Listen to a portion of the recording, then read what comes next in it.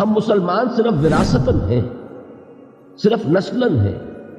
ہم مسلمان اس لیے ہیں کہ مسلمان والدین کے ہاں پیدا ہو گئے، لیکن یہ کہ ہم نے شعور کے ساتھ اپنے ایک کانشس اور شعوری فیصلے کے طور پر اسلام کو قبول نہیں کیا۔ اور ایمان اگر ہم اپنے دلوں میں جھانکیں تو محسوس ہوگا کہ وہ صرف ایک ڈوگما ہے، ایک عقیدہ ہے، موروثی عقیدہ۔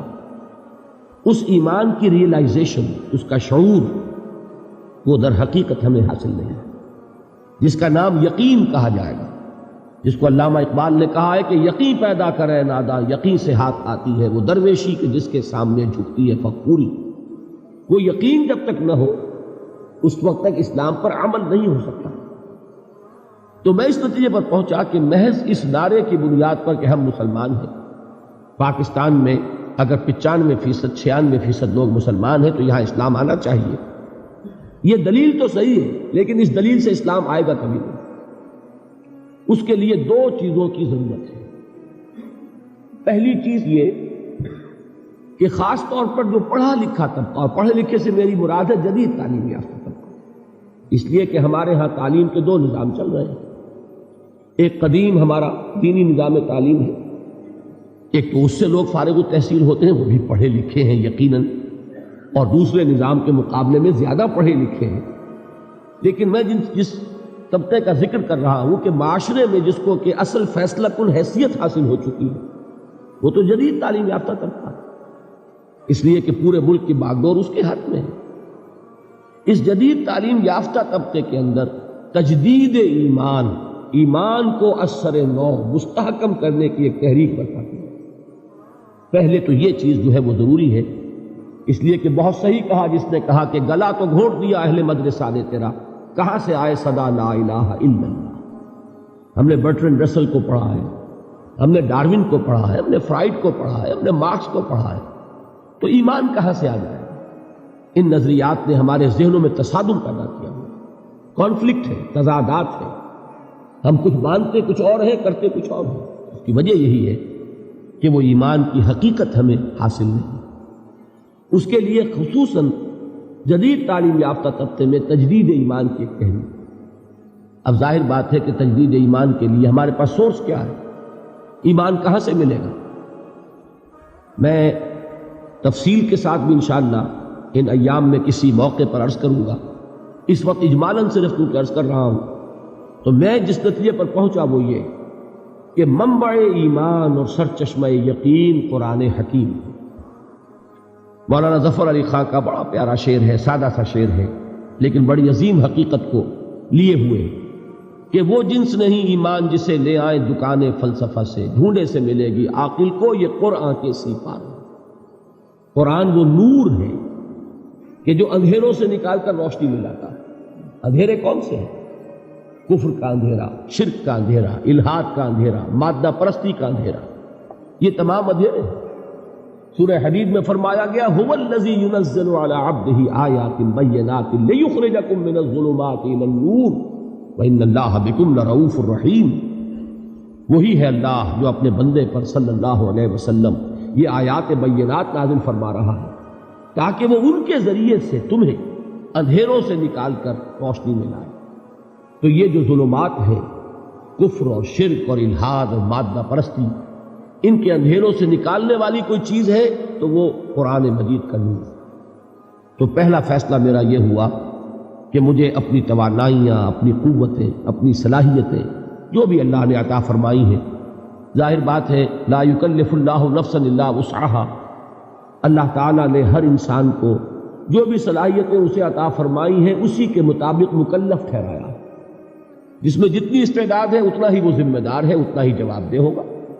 زیادہ استعداد ہے زیادہ جواب دہی ہوگی، کم استعداد ہے کم محاسبہ ہوگا، یہ اللہ تعالیٰ کا قانون ہے۔ تو بہرحال جو بھی کچھ تھوڑی بہت حقیر سی جو بھی صلاحیت ہے، استعداد ہے، اس کا اولین مصرف ہوگا وہ جو میں نے کل حدیث نبوی کے حوالے سے آپ کے سامنے رکھا تھا کہ حضرت عثمان بن عفان رضی اللہ تعالی عنہ ذو النورین وہ فرماتے ہیں کہ حضور نے ارشاد فرمایا صلی اللہ علیہ وسلم خیرکم من تعلم القرآن وعلمہ، تم میں سے بہترین لوگ وہ ہیں جو قرآن سیکھیں اور سکھائیں، قرآن کا علم حاصل کریں اور اسے دوسروں تک پہنچائیں۔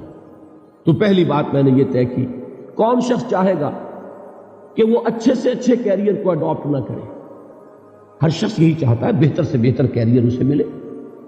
لہذا جب سب سے بہتر کیریئر یہ ہے، خیرکم من تعلم القرآن وعلمہ، اور یہ کس کا فرمان ہے؟ الصادق المصدوق، جو سچے ہیں، جن کی سچائی کی گواہی اللہ نے دی۔ تو انہوں نے فرمایا کہ بہترین کیریئر یہ ہے، تو میں نے طے کیا کہ جہاں تک طبابت کا معاملہ ہے، میڈیکل پروفیشن ہے، مجھ سے کہیں زیادہ ماہر اطباء اور معالج موجود ہیں۔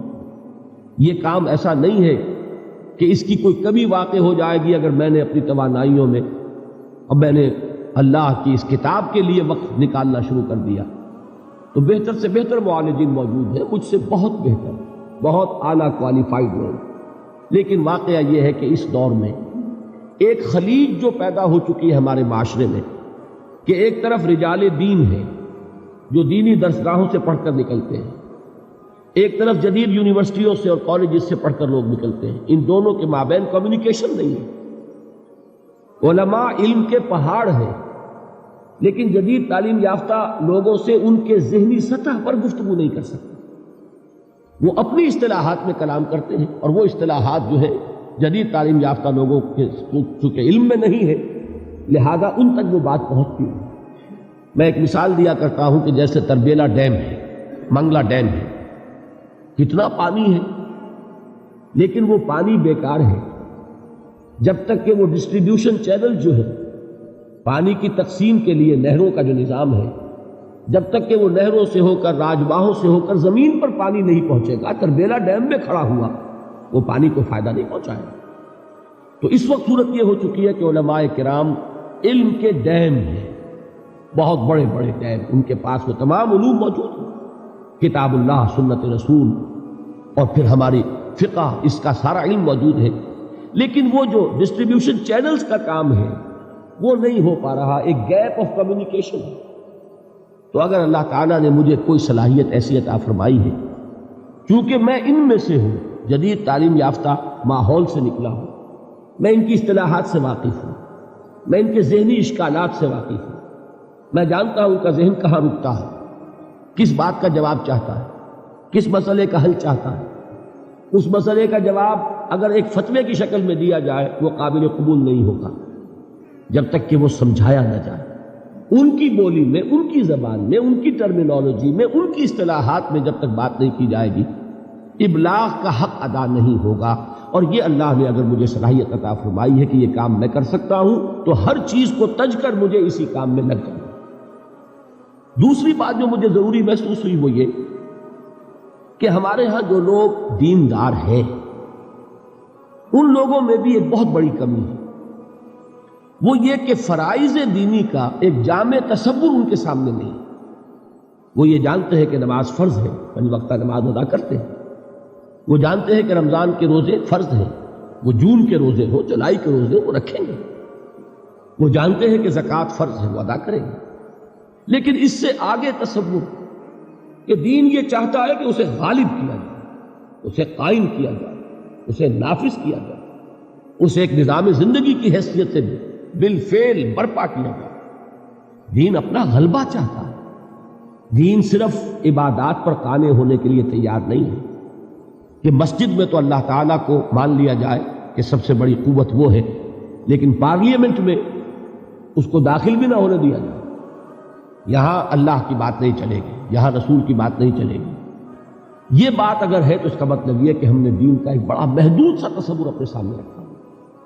ضرورت اس بات کی ہے کہ جن لوگوں کے اندر وہ مذہبی جذبہ موجود ہے، انہیں یہ بتایا جائے کہ دین کے اصل تقاضے کیا ہیں، دین چاہتا کیا ہے۔ کیا ذمہ داریاں صرف نماز روزہ ادا کر کے پوری ہو جاتی ہیں، یا یہ کہ اس سے بیونڈ، اس سے ماوراء بھی دین کا کوئی تقاضا ہے، اس کا مطالبہ ہے۔ اب اگر یہ چیز میں اپنی تقریر، اپنی تصنیف کے ذریعے لوگوں کے سامنے رکھوں تو اس کا وہ وزن نہیں ہوگا، لیکن اگر قرآن حکیم کے حوالے سے رکھوں کہ یہ ہے قرآن جو تم سے یہ چاہتا ہے، یہ ہے قرآن جس نے کہ تمہاری فرائض کا یہ تصور دیا ہے، تو ظاہر بات ہے کہ چونکہ ان کا تصور محدود ہو گیا ہے، لہذا وہ اس وقت ان کی ایکٹیویٹی محدود ہے، ان کا عمل بھی محدود ہے. اگر ان کا تصور فرائض